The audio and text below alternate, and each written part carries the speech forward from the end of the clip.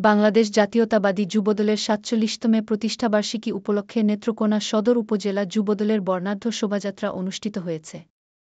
আজ ২৮ অক্টোবর দুপুরে বিআরটি অফিসের সামনে থেকে সদর উপজেলা যুবদলের সদস্য সচিব তানভীর ইসলাম রাজনের নেতৃত্বে শোভাযাত্রা নিয়ে শহরের প্রধান প্রধান সড়ক প্রদক্ষিণ করে ছোটবাজার দলীয় কার্যালয়ে গিয়ে সংক্ষিপ্ত সমাবেশ করে। সমাবেশে বক্তারা বলেন, শহীদ প্রেসিডেন্ট জিয়াউর রহমানের আদর্শে অনুপ্রাণিত হয়ে তার গড়া সংগঠন যুবদল দেশের গণতান্ত্রিক আন্দোলনের সামনের সারিতে থেকে জনগণের অধিকার আদায়ে নিরলসভাবে কাজ করে যাবে।